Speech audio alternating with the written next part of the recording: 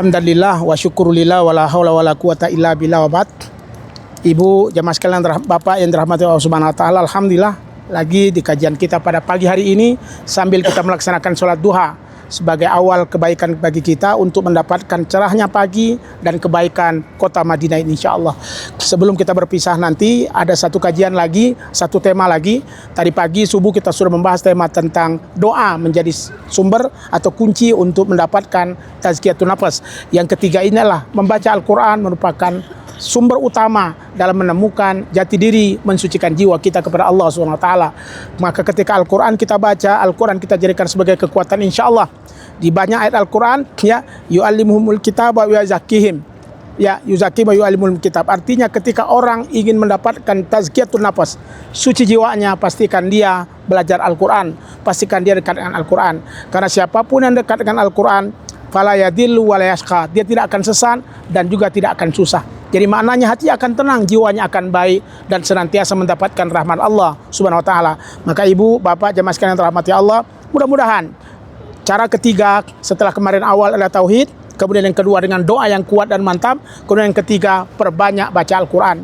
Karena siapapun yang baca Al-Quran pasti akan membawa kedamaian, akan membawa kebaikan, akan membawa kesempurnaan. Karena Al-Quran itu akan menjadi syafian li ashabi, akan menjadi penolong bagi mereka yang membacanya. Lagi-lagi Al-Quran laisa bil qiraati faqat. Kata ulama dan hadis Rasul, Al-Quran qiraatu wal amal bih. Al-Quran bukan sekedar baca saja, tapi juga harus diamalkan, harus diimplementasikan. Jadi bukan hanya sekedar sebuah teori, tapi bagaimana dia bisa menjadi akhlak kita.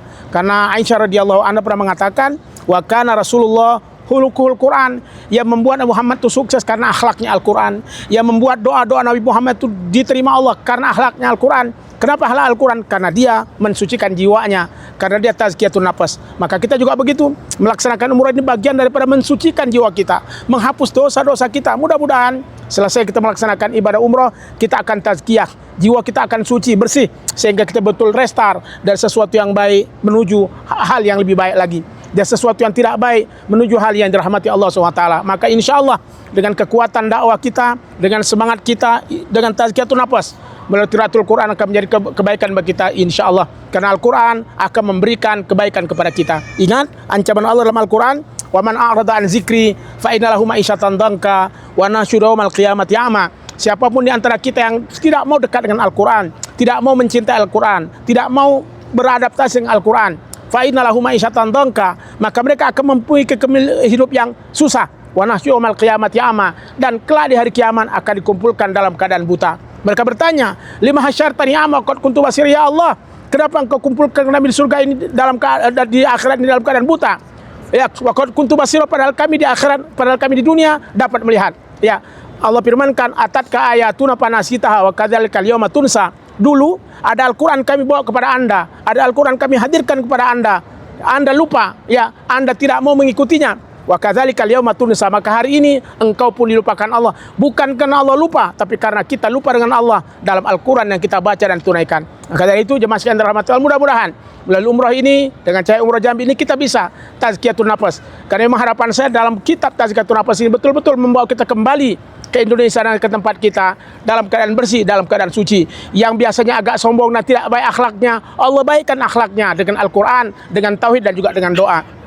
Kemudian Allah berikan kebaikan, kesuksesan dan juga kejayaan kepada kita semua. Intinya mudah-mudahan kita banyak betul-betul menenangkan hati kita, menyempurnakan diri kita. Karena siapapun yang tenang jiwanya, siapapun yang tenang hatinya, pasti Allah berikan banyak kebaikan kepadanya. Maka dari itu Bapak Ibu yang dirahmati Allah, mudah-mudahan kita dalam pengajian ini, kita dalam taklim ini mendapatkan kebaikan dan rahmat Allah SWT.